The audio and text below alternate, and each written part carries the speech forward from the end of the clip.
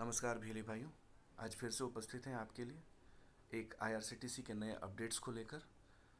IRCTC ने अपने तत्काल बुकिंग में कुछ बदलाव किए हैं, जिसकी जानकारी आप तक पहुंचाना बहुत ही अनिवार्य है। सभी वीएलई भाई जो सीएससी के आईआरसीटीसी एजेंट हैं, उन्हें ई-केवाईसी करना अनिवार्य है, चाहे वो पहले टिकट बुक कर रहे हों या जो अभी तक एक भी टिकट बुक नहीं किए, उनके लिए भी ई-केवाईसी मैंडेटरी इसलिए किया गया है क्योंकि आईआरसीटीसी में जब भी आप अपने सीएससी एजेंट आईडी से तत्काल बुकिंग के लिए जाएंगे, तो तत्काल बुकिंग के दौरान ऑथेंटिकेशन पेज के टाइम में जो ओटीपी आता है, वो ओटीपी आपके आधार से लिंक्ड जो मोबाइल नंबर है उसी पे आएगा। इसलिए आप सभी से निवेदन है कि अपने एजेंट इंटरफेस एप्लीकेशन के माध्यम से अपना ई-केवाईसी कंप्लीट कर लें। दूसरी जानकारी ये है कि आप अगर नॉर्मल टिकट बुक करते हैं, तत्काल टिकट नहीं, नॉर्मल टिकट बुक करते हैं, तो उसका जो ओटीपी होगा वो सीएससी आईआरसीटीसी में आपने जो मोबाइल नंबर अपडेट करके रखा है उस पे उसका ओटीपी आएगा ऑथेंटिकेशन के टाइम में। यही जानकारी आपको देनी थी। फर्दर आप आगे देखेंगे कि आप ई-केवाईसी कैसे कर सकते हैं, तो इसको आप फॉलो करिएगा, वीडियो को पूरी तरह से देखिएगा। धन्यवाद। आप एजेंट आईडी के लिए आप जैसे ही अपने मेल आईडी पे जाएंगे, ये आपका एजेंट आईडी है, इसको यहाँ से कॉपी कर लेंगे। कॉपी करने के बाद आप यूज़र आईडी में इसे पेस्ट करेंगे। देन पासवर्ड के लिए आप फिर से अपने ईमेल पे जाएंगे, वहाँ से ये पासवर्ड कॉपी पेस्ट करेंगे या पासवर्ड वाला खोलें, वहाँ पासवर्ड डालें। उसके बाद यहाँ से जो हमारा कैप्चा यहाँ पे मेंशन दिख रहा है, अभी विजिबल है, उसे क्लिक करेंगे और एक्सेप्ट पे क्लिक करने के बाद लॉगिन करेंगे। जैसे ही लॉगिन करते हैं, यहाँ पे आपका एक नोटिफिकेशन आएगा कि आपको ये पासवर्ड सेव करना है या नहीं करना। अगर इसी पासवर्ड को रखना है तो आप यहाँ सेव कर सकते हैं, अदरवाइज इसको नॉट नाउ करना है।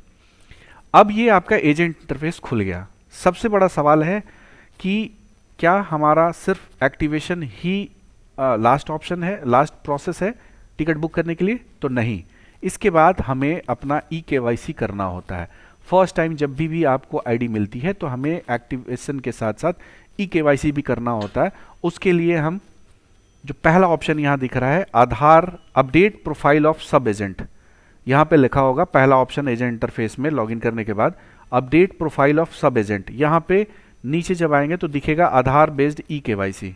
आधार बेस्ड ई-केवाईसी में यहाँ पे सबसे पहले आप अपना आधार नंबर डालेंगे।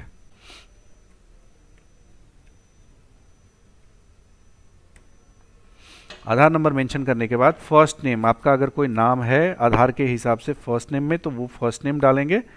फर्स्ट नेम के बाद अगर कोई मिडिल नाम है तो वो डालिए, अदरवाइज लास्ट नेम पे जो आपका नेम है वो डालिएगा। डालने के बाद आप जनरेट ओटीपी पे क्लिक करेंगे। जैसे ही जनरेट ओटीपी करेंगे, यहाँ पे मैसेज लिख के आएगा कि ओटीपी डालिए आपके मोबाइल नंबर, जो आधार से रजिस्टर्ड मोबाइल नंबर है। ये फर्स्ट टाइम और लास्ट टाइम मैसेज आता है कि आपके रजिस्टर्ड मोबाइल नंबर पे, तो वो रजिस्टर्ड जो मोबाइल नंबर है आधार से, उस पे जाएगा ओटीपी। देन हमारे जो मोबाइल पे ओटीपी आया वो कुछ इस तरह है। जैसे ही हम यहाँ पे ओटीपी डालेंगे, डालने के बाद इसे वैलिडेट करेंगे।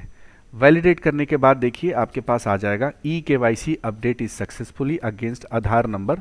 ये एक बार जब आधार अपडेट हो जाता है, फिर आप अपना प्रोसेस आगे कर सकते हैं। ये दो जो स्टेप्स हैं रजिस्ट्रेशन के बाद, ये बहुत ही इम्पॉर्टेंट है किसी भी वीएलई को अगर वो टिकट बुक करना चाहते हैं तो। अब कई सवाल उठता है कि कई ऐसे हमारे वीएलई हैं जो ये दोनों स्टेप्स नहीं करते हैं। ये दोनों स्टेप्स नहीं करने के कारण समस्या ये होती है कि जैसे ही वो सीएससी सफ़र पे जाते हैं टिकट बुक करने, टिकट बुक करते ही टिकट वैलेट से तो पैसा कट जाता है, बट पीएनआर जनरेट नहीं होता है, पेज ब्लैंक हो जाता है, या फिर लिखेगा your transaction ID not found, agent not found, इस तरह का। तो उस केस में आपको ये दोनों प्रोसेस करना मैंडेटरी है।